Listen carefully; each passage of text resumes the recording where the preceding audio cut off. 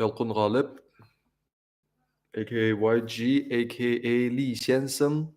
Today we are going to read this book called Who's George Washington? Yes, and here we are. I'll start from the beginning. See how long does it take to finish this book. Now it's 9:22. Here we go. Who was George Washington? Who was George Washington? 1783. After 7 long years of fighting, the war was finally over. American soldiers had beaten the mighty British army. The 13 colonies were independent now. Ships full of British soldiers sailed back to England. From here on in, nobody in America had to obey King George.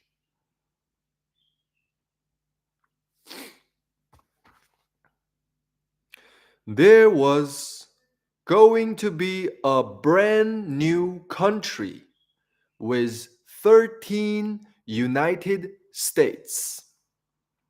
And in 1789, when it came time to elect the first president, who was the number one choice? Who was the number one choice? George Washington, of course. George Washington had been the top general throughout the war. He was not the kind of general who just gave orders and then watched soldiers do the fighting. He was often in the thick of battle. Yet, Washington was never wounded. Not once. Besides being brave, he was also smart, loyal, honest, and fair. Everything a leader should be. Would the war have been won without him? Many people didn't think so. It was no surprise that he won the first election for president. But when he learned the news, he was not happy. Oh no, he wasn't happy at all. He loved being back in Virginia at Mount Vernon. Vernon. Mount Vernon. His beautiful home. He was 57 years old and hoped to spend the rest of his life there with his wife, Martha, and her two youngest grandchildren. As the very first president, so much would be expected of him. And strange as it may seem to us, George Washington worried that he wasn't up to the job. No, the job of president was not at all to his liking. But many people said they would only support the new government if George Washington were president. And more than anything, He wanted the new government to work. So he said yes and started off for New York, where he would take the oath of office. At every stop along the way, there were parties and parades for him, just what George didn't want. Today, politicians may spend years planning to run for president. Millions of dollars are spent on campaigns. Yet, the man who is known as the father of our country felt like a criminal going off to his execution. All he wanted was to stay home and go fox hunting. Chapter 1. A Boy from Virginia. On the night of February 22nd, 1732, Augustine Washington sat at a table by candlelight. A family Bible lay open before him. Gus, as everyone called him, was a tobacco farmer in the colony of Virginia, which means he's a slave owner, with a pen made from the quill of a turkey. He wrote down the name of his son, George, who had been born that very morning. George's mother, Mary, was Gus' second wife. His first wife had died, leaving him with two teenage sons. One night, not long before George was born, a bolt of lightning shot down the chimney of the Washingtons' farmhouse. It killed a woman who was visiting Mary. Mary worried that the lightning was a sign of bad luck. It might mean that there'd be something wrong with her baby. But George was a strong, healthy baby. People said he'd look like his mother. He grew into a tall, athletic boy who loved to ride horses through the green countryside. In later years, he was known as the best horseman in Virginia. When George was about 7, the family moved to Ferry Farm. It was across the river from Fredericksburg, Virginia. By this time, George had a younger sister, Betty, and 3 younger brothers, Samuel, John, and Charles. People said George and Betty looked a lot alike. As a grown woman, she would do funny imitations of her famous brother. There isn't any information about how George and his father got along, but we do know he wasn't close to his mother. Mary Washington was a cold, bossy woman. All George's friends were scared of her. Strangely, she never took pride in her eldest son, not even after he became president. His letters to her would begin, "Honored Madam," instead of "Dear Mother." And he never introduced his wife, Martha, to her. The person he loved best in the world was his kind half brother, Lawrence. Lawrence was Gus' eldest son. He was 14 years older than George. Lawrence had gone to school in England. He had learned Greek and Latin. He knew how to dress like a gentleman and act like a gentleman. There wasn't enough money to send George off to England. Instead, he was taught at home, probably by his father and Lawrence.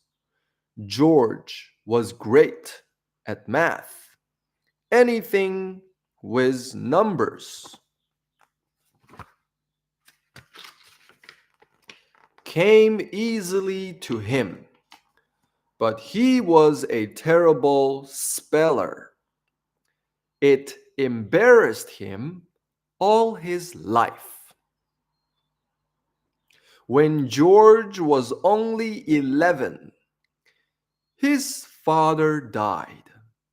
From time to time, George was invited for long visits to Mount Vernon. This was the home of Lawrence and his new bride, Anne Fairfax. George loved it there.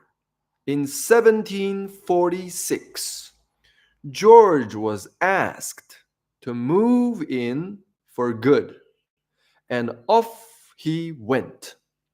He probably was happy too to get away from his mother. Chapter 2, Mount Vernon. At Mount Vernon, a whole new world opened up for George. Now he mixed with the richest families in Virginia. He went fox hunting and to fancy balls. Shy and a little awkward, George wanted to fit in very badly. So he took dancing lessons. In time, he became an excellent dancer. Ta-da! Da-da-da-da-da. Mount Vernon. George took fencing lessons and learned about music. He wore nicer clothes. He also wrote himself a long list of rules about good manners. One of the rules was about not spitting into a fire while meat was being cooked in it. Another rule was to avoid killing fleas and lice in the presence of other people. Lawrence in laws. The Fairfaxes were one of the richest families in Virginia. They owned huge tracts of land. There were no maps yet of the west part of the colony, so people often hired Surveyors often hire surveyors. A surveyor's job was to measure and mark property boundaries. It was the perfect job for George. He loved the outdoors, was quick at math, and needed to earn money. Surveyor.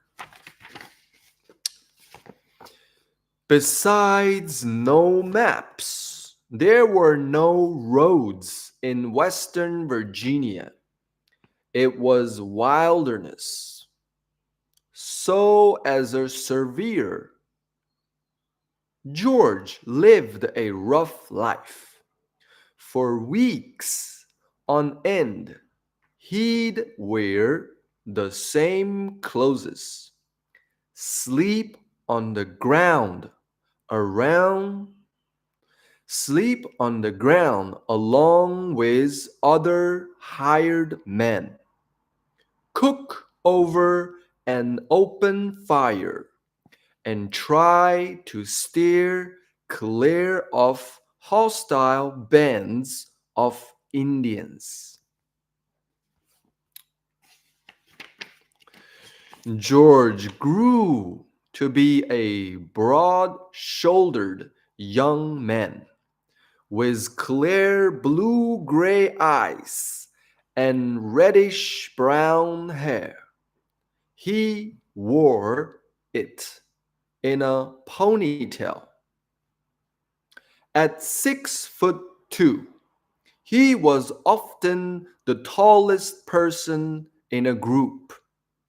His hands and feet were huge, except for his bad teeth. He was in excellent health. Lawrence, unfortunately, had much more serious health problems. He developed a terrible cough. In the hope that warm weather might help his brother, George and Lawrence sailed to the island of Barbados of Venezuela. It was George Washington's first and only trip outside North America.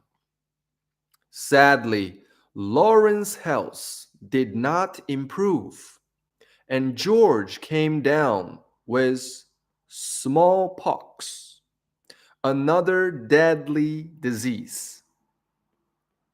George survived. Lawrence, however, died in 1752 with George at his bedside. It was a terrible blow for George. He was only 20 and he had lost the person he loved most. George Washington not only loved Lawrence, he respected him. Lawrence had been an officer in the militia. A militia is a group of part-time soldiers who are not part of a regular army. Now, Lawrence's post was open. George took his brother's place.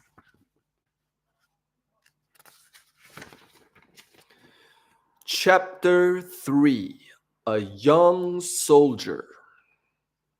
It was the early 1750s. For some time, France and England had been fighting over land in the Ohio River Valley.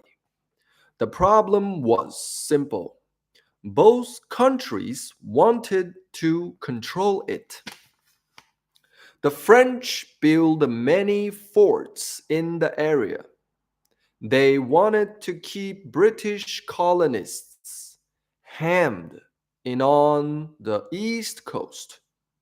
George Washington was sent to deliver a warning to the French. Abandon the forts at once. The Friends ignored the message. Still, the trip was an important one for George. Along with a small band of men, he traveled through 1,000 miles of wilderness. He crossed two ranges of mountains. He got thrown off a crude raft into an icy river. The water was so cold, his clothes froze solid. Yet he made it home safely and was promoted for his bravery. He wrote a journal about his travels that appeared in newspapers. The Journal of Major George Washington made him famous. Join or die. In 1754, Benjamin Franklin drew this to urge colonists to unite to fight the French. Ba-dum. A few months later, he was sent back to the Ohio River Valley. This time there were more than 150 men with him. They were to build a fort. The British and French were not openly at war. But when Washington's men came upon French soldiers, a shot rang out. Which side began the attack? To this day, no one is sure who started it. No one is sure who started it. But while Washington lost none of his men, 10 French soldiers ended up dead. Among them was their leader. That was all it took to spark a real war between the French and British. Soon, 800 French soldiers, along with 400 Indians, attacked Washington's much smaller army. 100 of his men died. What choice did he have except to surrender? He and his men were not taken prisoner. Instead, they had to abandon their fort and return home. For George, the defeat was a big blow. All his life, he was concerned about his image. He wanted to appear brave, honorable. To surrender was embarrassing. Yet, once again, he was praised for his leadership. His career as a soldier was taking off. Next, he became the aide of the British general in charge of chasing out the French from the Ohio Valley. Aide. Aide.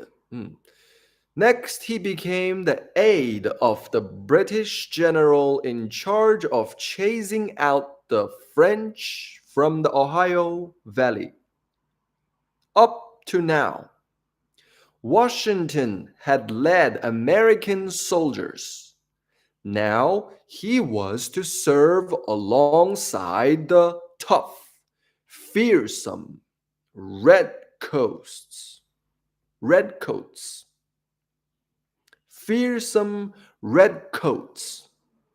This was the nickname for soldiers in the British Army because of the bright red coats they wore. The general assembled a mighty force of 2,000 men to attack one of the largest French forts in Europe. Enemy armies met face to face in open fields. Line after line of troops would march straight toward one another, firing cannons and muskets. Muskets. Washington warned the British general that fighting was done differently in America. The enemy would come at the redcoats from all sides. The French had the French and Indians would attack from the woods. They would stay hidden behind trees and rocks. The general refused to listen.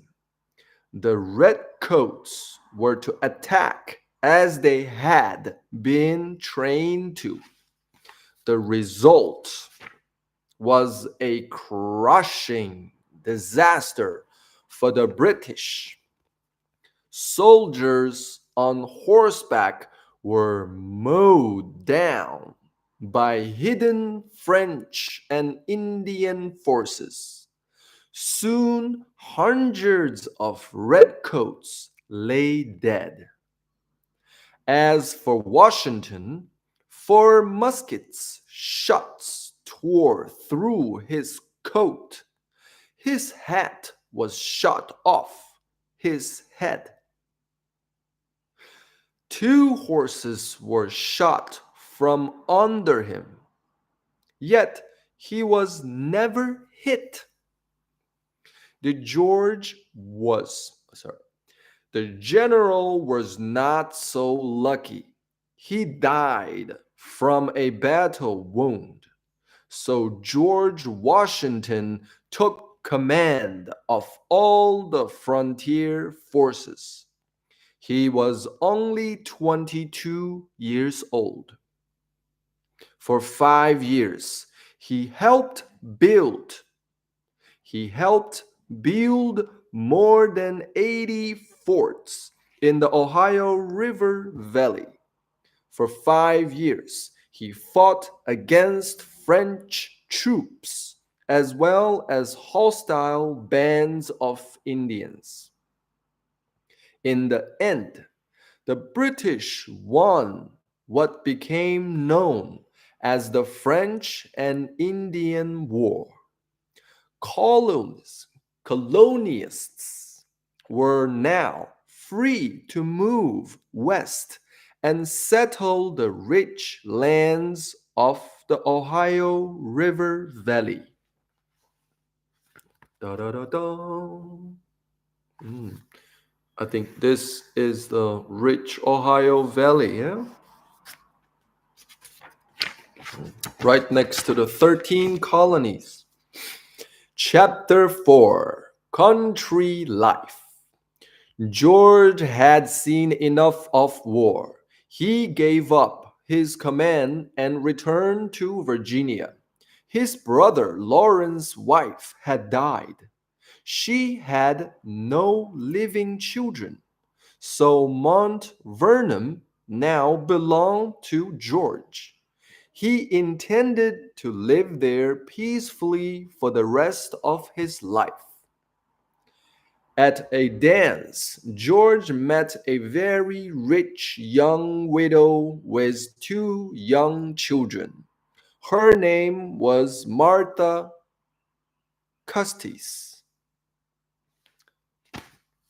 She was short and plump, with a warm smile. She knew the same people George knew. They both wanted the same kind of country life. In all ways, it was a good match.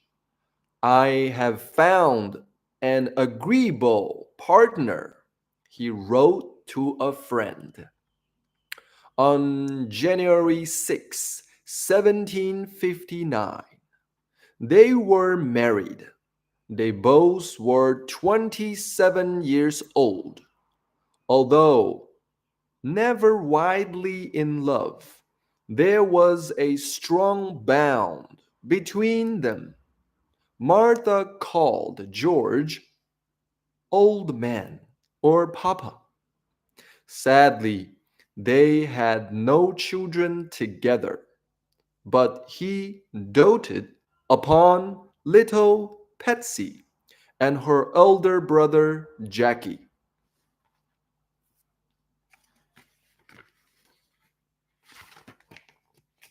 Mm. Patsy and Jackie. Jackie Custis was four and his younger sister Patsy was two when their mother married George Washington.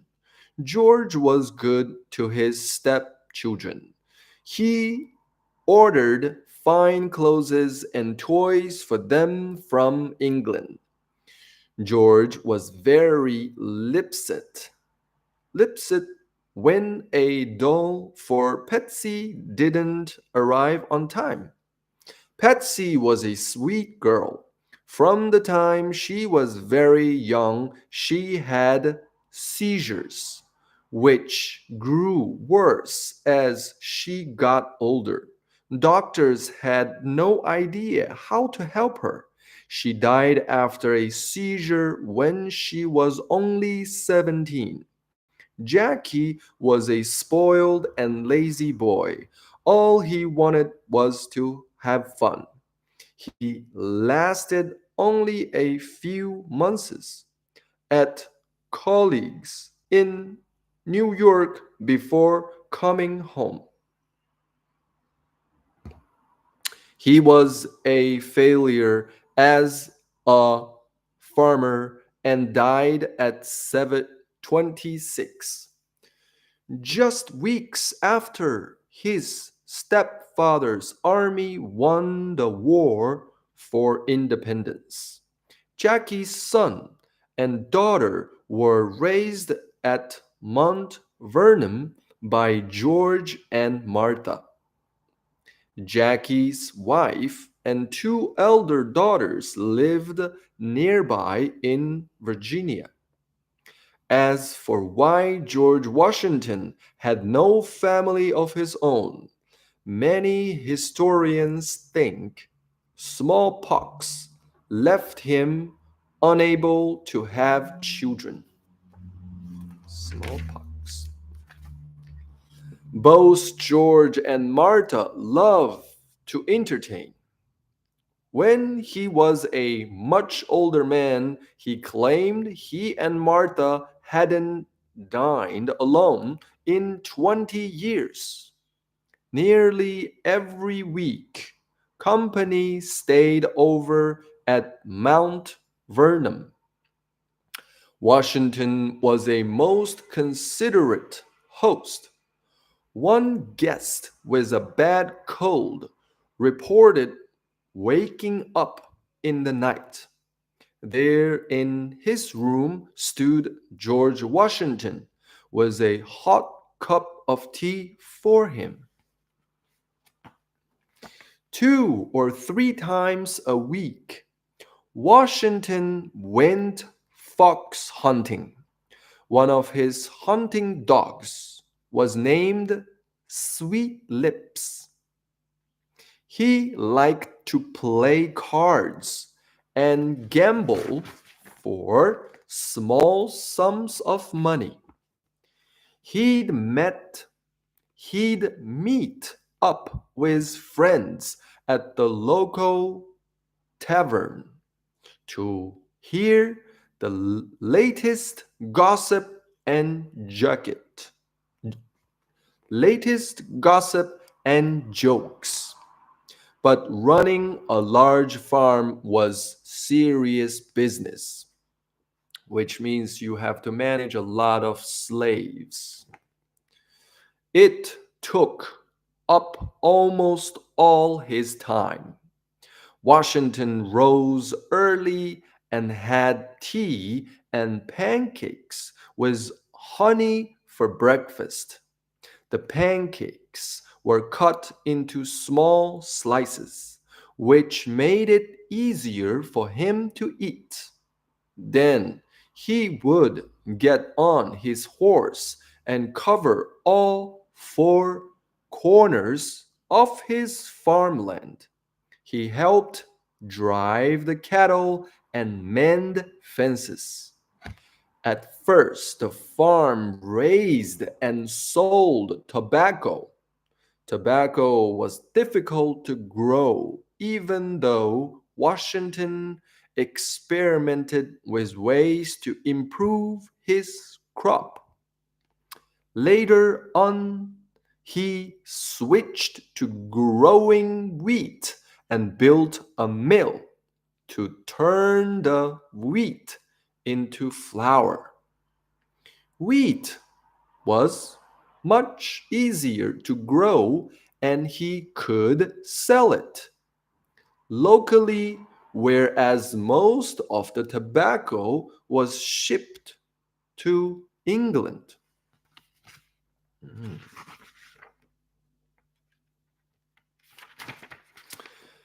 There was no grocery stores or clothing stores in the Virginia countryside. Expensive things like carriages and fancy clothes were shipped over from England. Almost everything else was grown or made on the farm. Linen for clothes was spun and woven there. Wool came from Mount Vernon sheep. At Mount Vernon, there were many people to feed and clothe. Between them, George and Martha owned as many as 300 slaves. Like other rich farmers in the South, Washington had slaves grow his crops and work his fields. Later in life, he began to see slavery for what it was: evil, cruel, and unjust. But for a long time, he accepted slavery. But for a long time, he accepted slavery as just the way things were. He was neither a very harsh nor very kind master. During his 15 years as a farmer, George Washington was also an elected member of Virginia's House of Burgesses. The Burgesses were men who met in Williamsburg. It was the capital of the colony then. They voted on local issues. Even though the 13 colonies belonged to England, they each had some form of self government. As long as the king and parliament, the government in England, acted in the colonists' interests, It was a pretty good arrangement. Most colonists, most colonists were proud to be British subjects. Then, in the 1760s, the situation changed.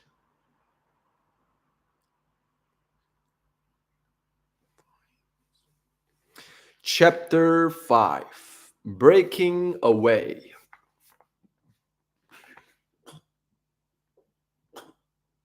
Breaking Away. The long French and Indian War had been very costly for England. The King George II had borrowed a lot of money. The war had been fought on American soil. Even after England won, an army of 10,000 redcoats remained in America in case the French acted up again. In 1763, the king's grandson, George III, took the throne. The new king thought it only fair for the colonies to pay for the war expenses. Where would the money come from? Taxes. In 1765, the English Parliament passed the Stamp Act. In the colonies, all kinds of documents and paper goods suddenly had to carry a stamp on them. Wills, contracts, college diplomas, college diplomas, and marriage licenses weren't valid without the stamp. Newspapers and playing cards had to be stamped too. The stamps didn't cost much, but the colonists, but the colonists were furious. It was one thing for their own local governments to pass new taxes. Local governments were made up of men elected by the colonists, but Parliament was 3,000 miles away. Colonists had no power there. They hadn't elected any of the members of Parliament, nor could they vote them out of office. What seemed fair to the king and to Parliament on one side of the Atlantic seemed totally unfair to colonists in America. Where did George Washington stand on the Stamp Act? He thought it was wrong, but he didn't join in the protests. Parliament ended the Stamp Act in 1766 because so many angry colonists had stopped buying British goods. It was hurting trade. But the very next year, Parliament forced colonists to pay taxes on paper, paint, glass, lead, and tea. All these items were important from all these items were imported from England. Once again, protests in America brought about the repeal the end of the taxes. All all except for one, the tax on tea. A tax on tea may not seem important, but tea was a very popular drink in the colonies. People often drank 15 cups a day. Taxes, taxing tea, made everyone mad, including George Washington. Rather than pay the tax, rather than pay the tea tax, he switched to coffee. The latest round of taxes changed his feelings about being an English subject. He thought Parliament's control of the colonies was unjust. It had to stop. He wrote to a friend that colonists should not hesitate to use arms to defend their rights. Before the wave of taxes, the 13 colonies had little in common with one another. Each colony considered itself a separate land with its own separate interests. Now, anger over taxes brought the colonies together. It united them. England cracked down on Boston after the Tea Party. The harbor was closed. The local government was shut down. British troops moved in. No goods could come in or go out of the city. Business came to a halt. Food was scarce. Still, the citizens refused to pay for the ruined tea. After all, they had only been standing up for their rights. Bum, bum, bum, bum. Boston, the Tea Party. In New York and Philadelphia, angry crowds prevented British boats from unloading cargoes of tea. On the night of December 16, 1773, men in Boston went even further. They belonged to a group called the Sons of Liberty. Dressed as Mohawk Indians, they sneaked onto 3 ships and dumped 342 chests of tea into the harbor. The event became known as the Boston Tea Party. King George III was furious. He thought the colonists should have to pay for the tea and that they had to be punished. Bum, bum, bum, bum. People in other colonies sided with Boston, including George Washington. That summer, a meeting among the colonies took place in Philadelphia. George Washington was one of 6 men from Virginia who attended. The Continental Congress, as it was called, represented 12 of the colonies. George decided not to come.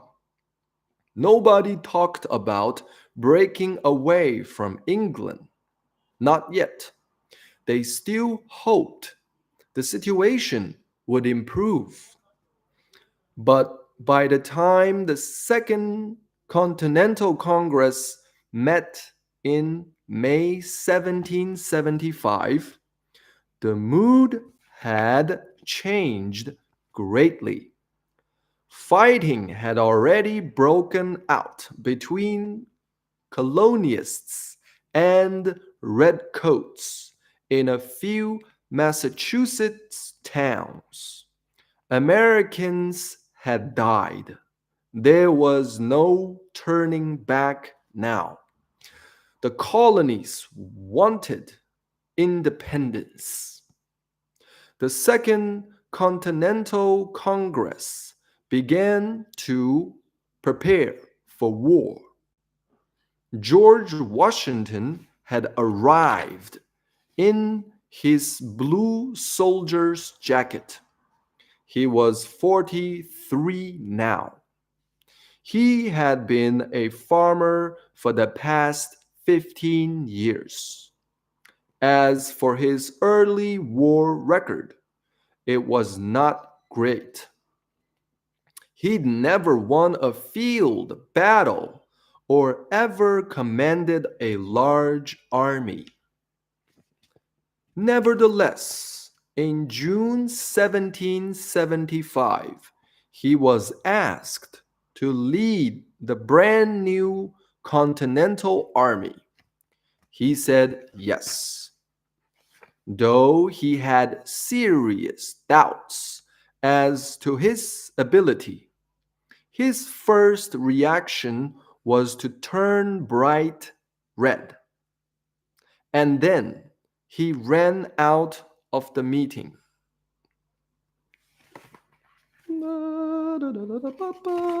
Turn bright red. The Declaration of Independence. George Washington headed the Second Continental Congress in Philadelphia. He sat facing the other delegates who discussed plans for war. Thomas Jefferson was asked to write down all the reasons for breaking away from England.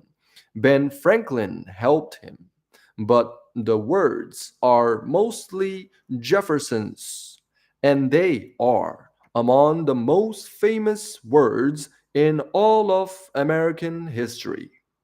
The Declaration of Independence was signed on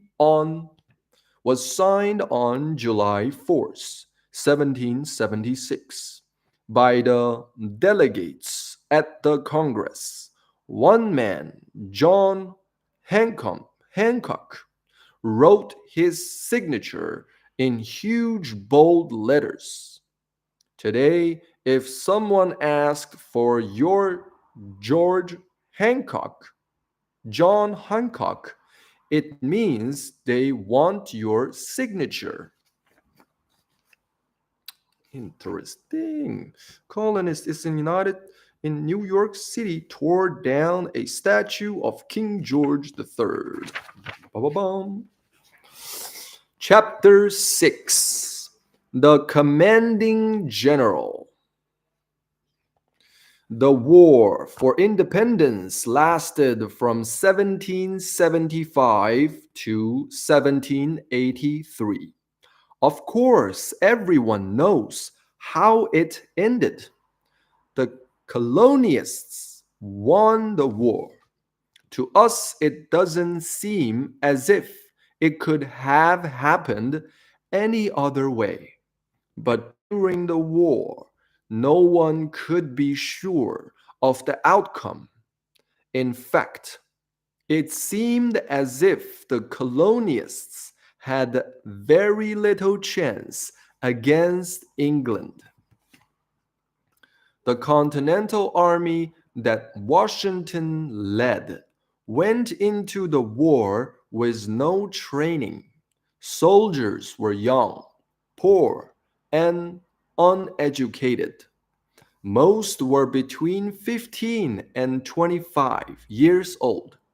Most joined the army because few other choices were open to them. They wanted the pay.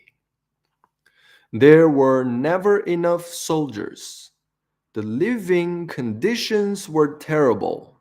In fact, more American soldiers were killed by smallpox and other diseases than from battle wounds. There often wasn't enough ammunition, or food, or clothes. Soldiers went months without pay, and as the war dragged on year after year, George Washington found it harder and harder to get money for the army's needs. Compared to British generals, George Washington knew little about waging war.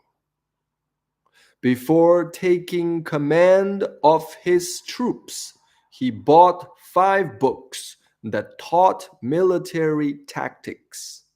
Indeed, out of 9 battles he fought in, he only won 3. The enemy he faced was the mighty British Army. It was the biggest and best trained fighting machine in the world. The British Navy owned the seas. British generals and admirals were brave and war tested. So, how, against all odds, did the Americans win? One reason is that they simply stuck it out. The longer the Continental Army hung in the war, the more likely it became that at some point the British would give up. In a way, the Americans didn't have to win, they just couldn't lose. Over time, Washington became a shredder general. He came to see that short, surprise strikes against the enemy were better than staging big battles. This wasn't considered a gentlemanly way to fight. All his days, George Washington was concerned about his image, but surprise attacks paid off. The Continental Army was fighting for a cause. Americans wanted independence and were willing to die for it. They were also fighting on home turf. British soldiers, on the other hand, were in a strange place, 3,000 miles from home. They were fighting only because it was their job. In 1778, the French decided to help the Americans. Britain, after all, was France's longtime enemy. Besides money and ships, the French sent troops. Among them was a brave young nobleman, the Marquis de Lafayette. He became one of George Washington's closest, most trusted aides. He was almost like a son to Washington. In 1778, a man arrived at the army's winter quarters in Valley Forge, Pennsylvania. He said he was a German general and called himself Baron von Stumper, Steuben, Baron von Steuben.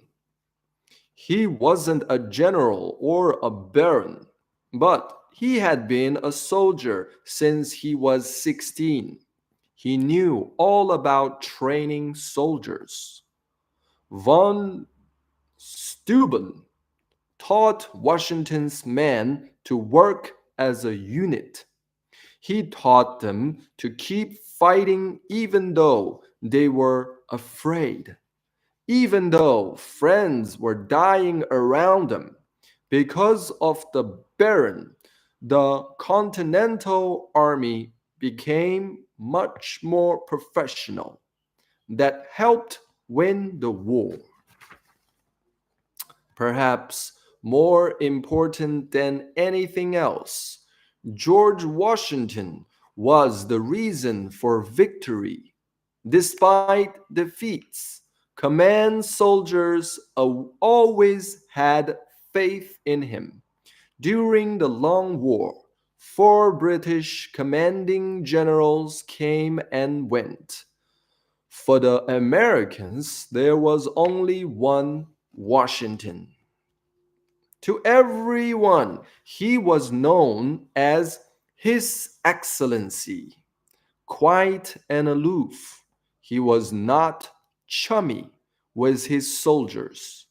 He did not joke with them, but he always treated them with respect. He was a natural born leader, and his men felt tremendous loyalty to him.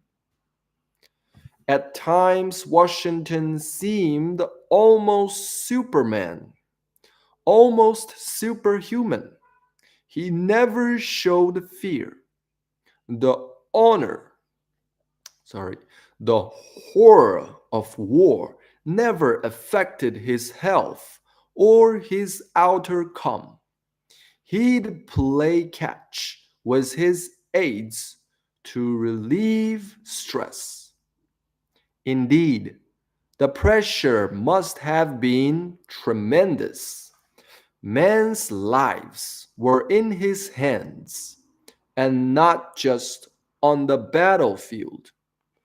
One never ending problem for Washington was not being able to clothe and feed his soldiers properly.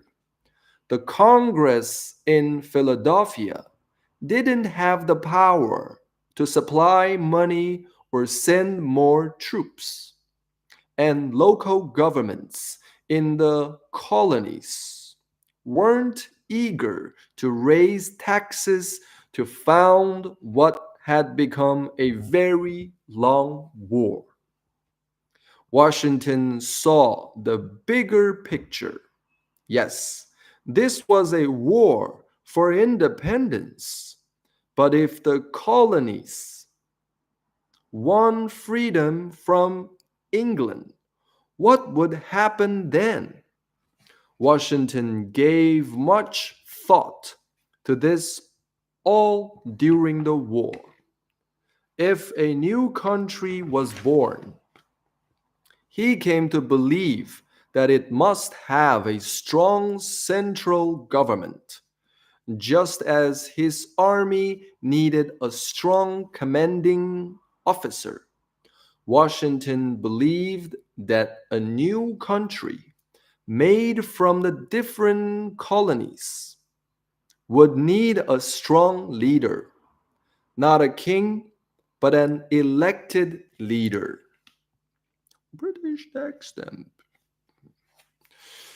Chapter 7, Hard Times. Most of the battles in the war were fought in New York, New Jersey, and Pennsylvania. In late fall of 1778, the Continental Army won an important victory in Saratoga, New York. After receiving the good news, Washington led 10,000 of his men westward in Pennsylvania.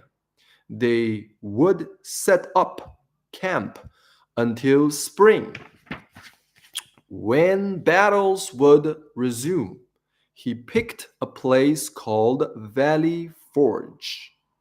It was easy to defend. Also, his spies could keep an eye on British troops in nearby Philadelphia. The months at Valley Forge should have been a time for the troops to rest up, regain their strength. However, the weather turns bitter cold. The huts the soldiers built had no heat. The snow made all the wood too damp to burn. The letters, in letters to the Continental Congress, Washington kept begging for help. He needed uniforms, shoes, and food. Washington was told to stop his whining complaints. How bad was it for the soldiers? Many were dressed only in rags. Some had no clothes at all, just a tattered blanket. Sometimes a soldier had to borrow someone else's rags to go on duty. Officers who had shoes poured whiskey in them to prevent frostbite. Frostbite. To prevent frostbite. Common soldiers often went barefoot. Washington reported seeing blood from their feet in the snow. Some soldiers' frozen feet turned black and had to be amputated. There was no food for the horses.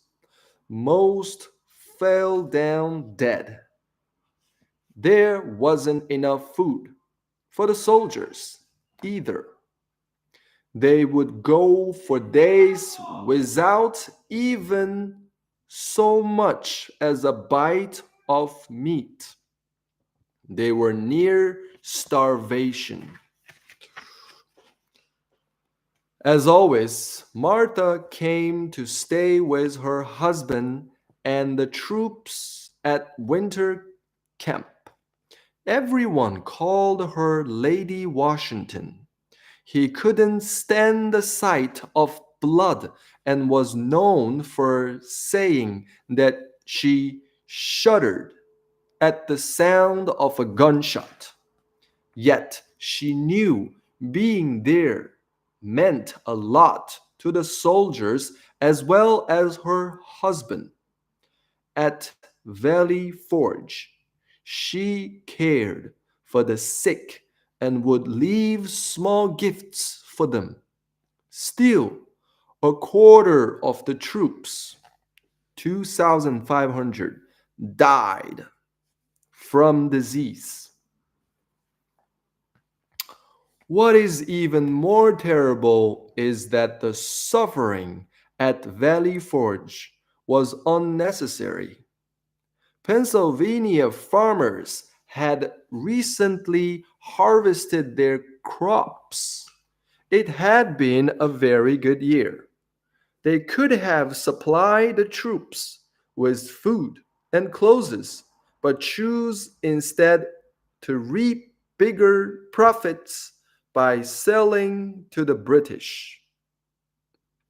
Terrible as the time was a terrible as the time was at Valley Forge. Conditions at the winter camp in Morristown, Morristown. Conditions at the winter camp In Morris Stone, the following year were worse. Soldiers were deserting. Sick soldiers were dying in huge numbers. Washington's army was down to 8,000 men, and of those, fewer than 3,000 were well enough to fight. More bad news came that summer. The city of Charleston, South Carolina, fell to the British. After that, there was an American defeat in Savannah, Georgia. And then, in the fall, Washington learned that Benedict Arnold, a daring and trusted general, had gone over to the British side. Arnold did it for money, and to this day is considered the worst traitor in American history. Benedict Arnold. Tories. Looking back to a long ago time, it is easy to think that everyone in the colonies was fighting together, that they all believed in the same cause. But that isn't so. Not all Americans shared in the spirit of 76. John Adams, who became the second president, estimated that one third of colonists were for independence. One third wanted to remain British. These colonists were called Tories. And one third didn't care much one way or another, or the other. During the war, many Tories were punished as traitors. Sometimes they were teared and feathered after hot tar was poured on them. They were coated in white feathers. Then they were hoisted up on a rail and ridden out of town. Bum bum bum, bum bum bum, Tories. Tories. After the war, most Tories ended up moving to Canada or sailing back to England. Chapter 8, Victory. The Continental Army was in a shambles in the spring of 1781.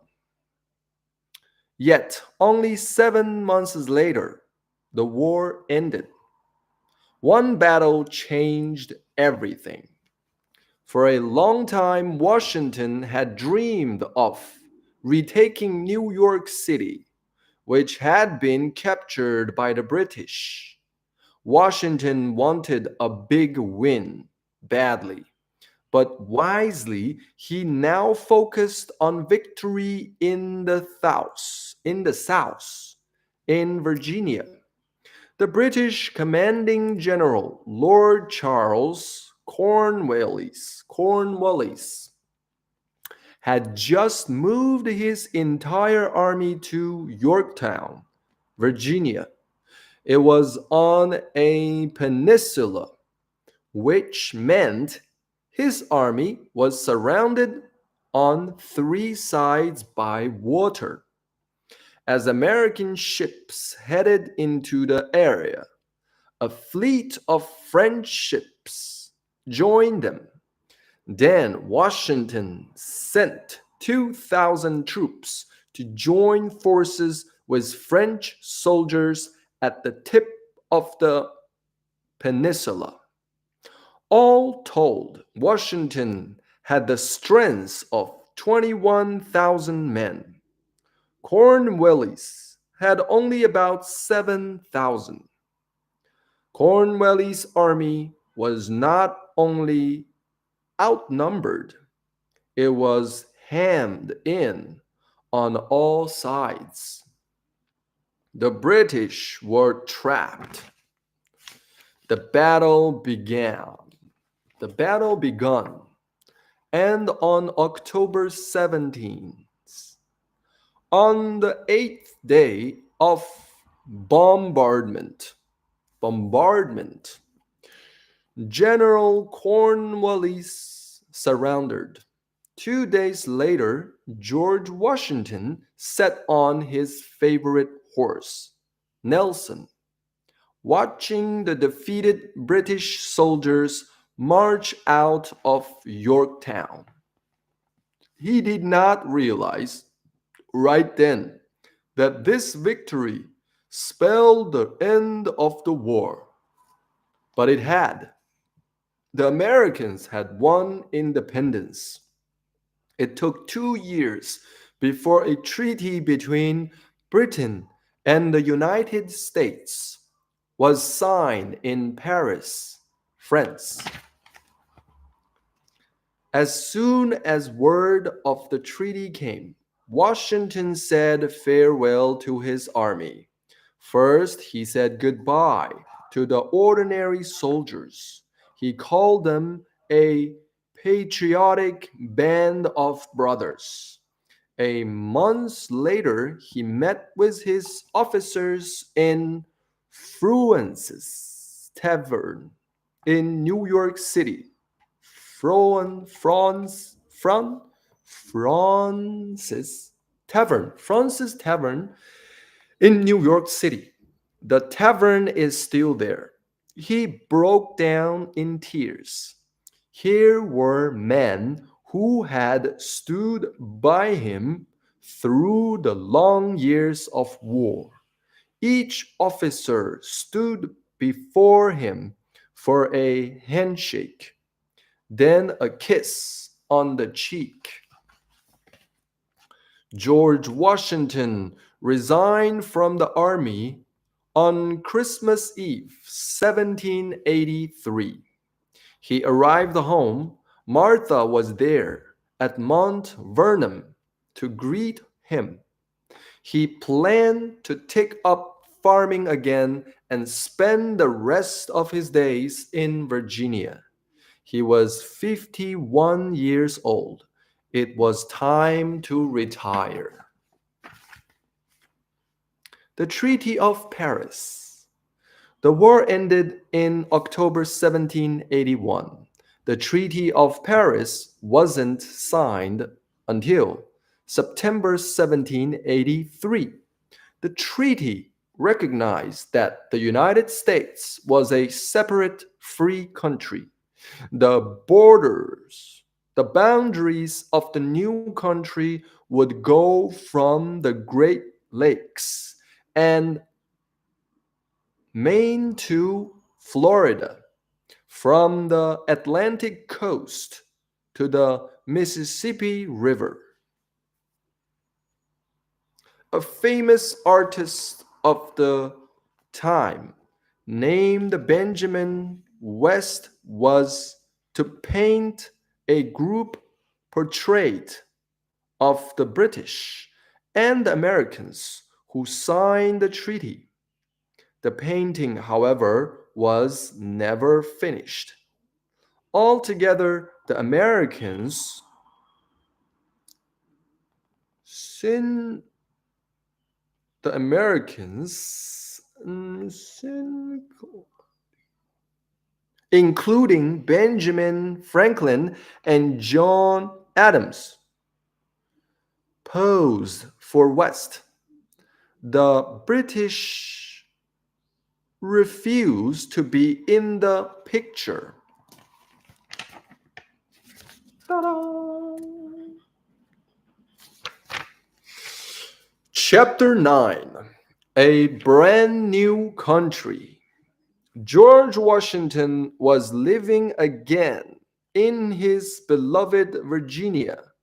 He was still the most famous man in America, just as he had been all through the war. A constant stream of visitors arrived at Mount Vernon. Everyone wanted to meet His Excellency. What brought Washington out of retirement? The country was floundering. The government was weak.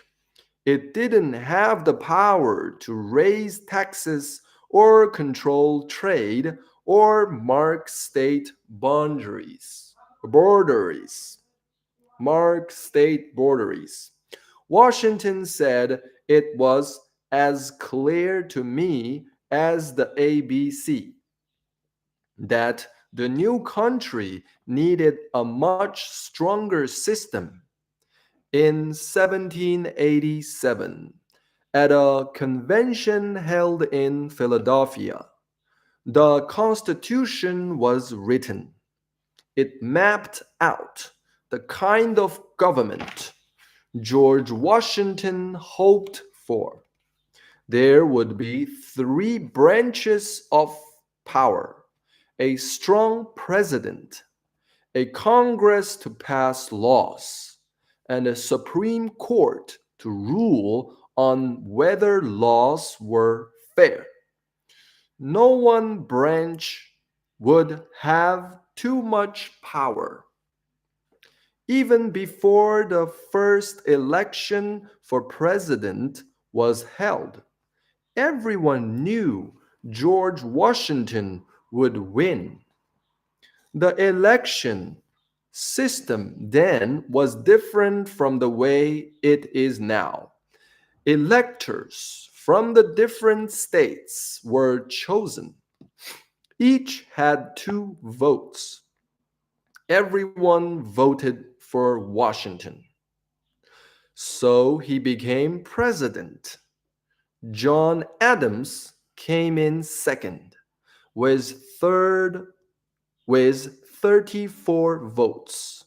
So he became vice president.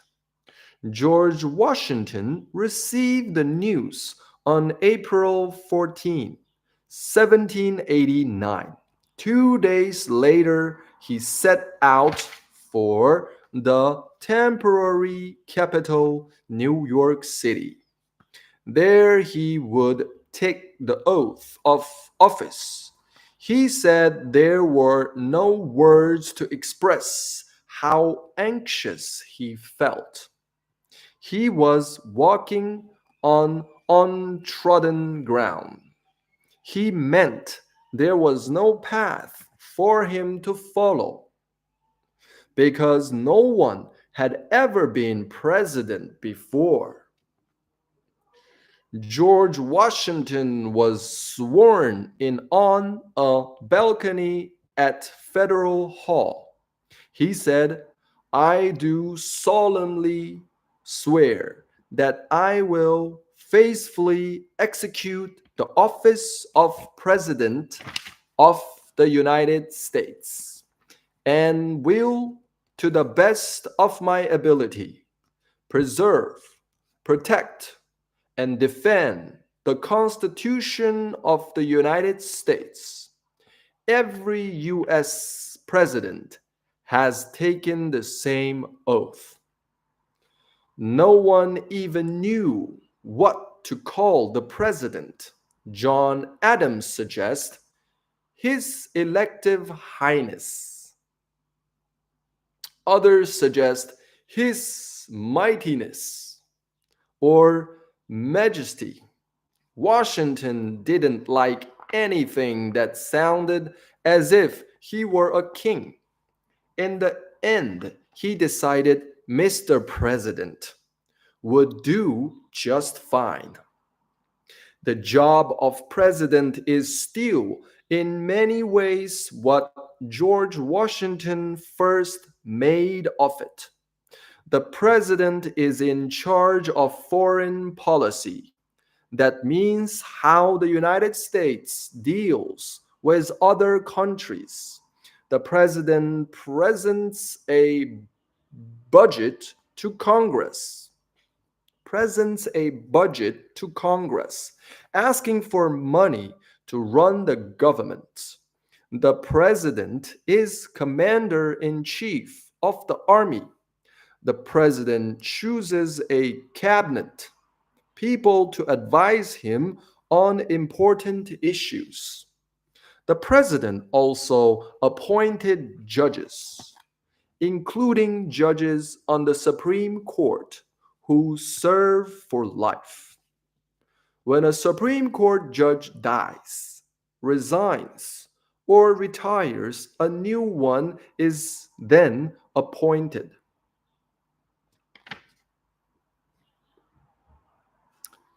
Washington's cabinet. Secretary of the Treasury Alexander Hamilton. Secretary of War Henry Knox. Secretary of State Thomas Jefferson. Anthony General Edmund Randolph. George H. 1666. When his first 4 years term was over in 1793, Washington was ready to retire. He was in his 60s. His hair had turned white. His teeth hurt worse than ever. Recently, he'd come down with pneumonia. Recently, he'd come down with pneumonia. But the country was still so new and frail. Thomas Jefferson and others wanted Washington to stay on for another 4 years. The United States would be a little older then and stronger. When the electors cast their votes, again Washington won, and again John Adams came in second.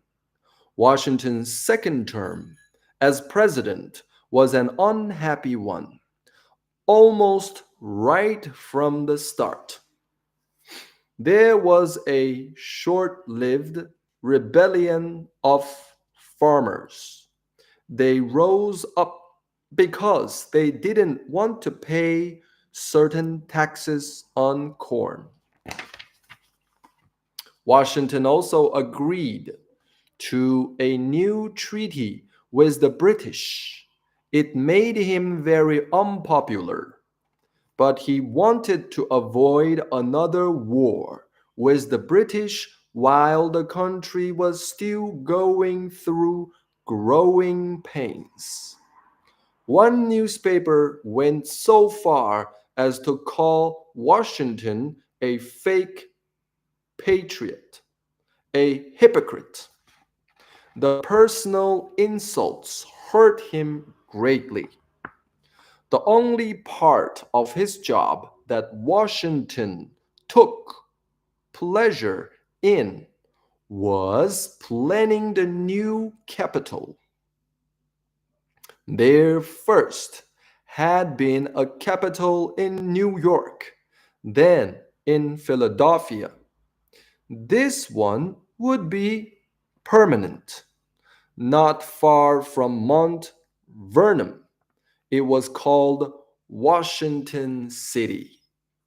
He saw to the building of the new president's house. Sadly, he is the only president who never got to live in the White House. Washington, D.C. Plans for the new capital, Washington, D.C. Potomac River, Potomac River, Eastern Branch, Anacostia. James Hoban, an Irishman living in Charleston, South Carolina, won the White House design contest, judged by George Washington. Bum, bum, bum, bum, bum. By the time his second term as president was nearly over, Washington was bound and determined to leave government. He wrote a farewell address, printed in newspapers across the country. He thought 2 terms was long enough to serve as president. It was important to hand over power to the next president. That's what happens in a republic. King George III had once said that if Washington chose to give up power, he'd be the greatest man on earth. That's exactly what he did. Da-da-da! Ba-bum-bum-bum-bum-bum-bum-bum. For the third and last time, he retired. Sadly, he didn't enjoy the peace of Mount Vernon for very long. December 12th, 1799 was a cold, rainy day. As usual, Washington came home after many hours of farm work. He didn't bother to change his wet clothes before dinner. 2 days later, he developed a bad throat infection. I find myself going, he whispered to Martha. Then, after taking his own pulse, George Washington died. He was 67 years old. George on his deathbed. Wah, wah, wah, wah, wah. Wah, wah, wah. The Washington family tomb. Martha insisted on a simple funeral and burial at Mount Vernon. However, across the country, there were tributes to George Washington. People felt a terrible loss. It almost seemed impossible to think of the young United States without George Washington. Right away, Congress began talking of building a monument to him. No building in Washington, D.C. can be taller than the Washington Monument, which was finished in 1880, and a national holiday in February celebrates George Washington's birthday. The Washington Monument. Bum, bum, bum, bum, ba-da-da-da-dum, bum, bum. It's like a pencil upwards, huh?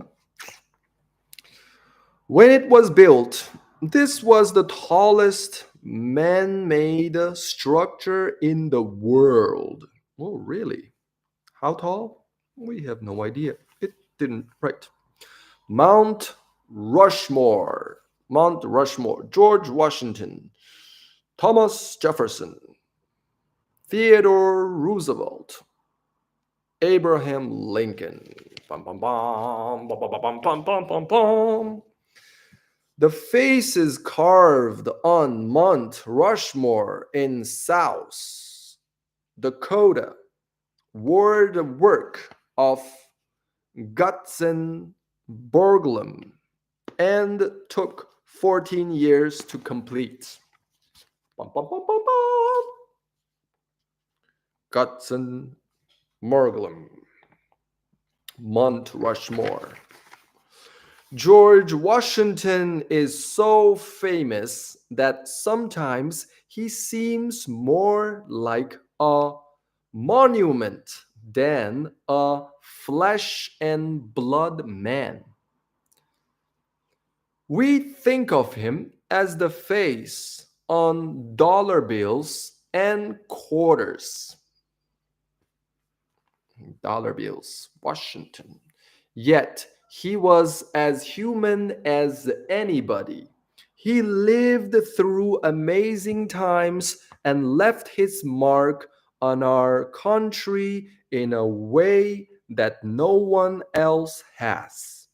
Perhaps the best tribute came from another signer of the Declaration of Independence, Harry Lee, who praised the memory of the man first in war, first in peace, and first in the hearts of his countrymen.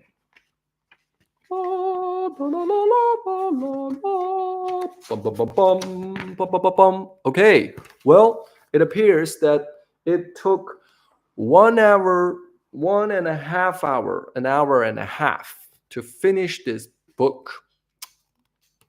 And to be honest, I read it pretty slow. So it will be clear for learners like you can enjoy and catch up while you read the text. Thank you very much. I'll see you next time.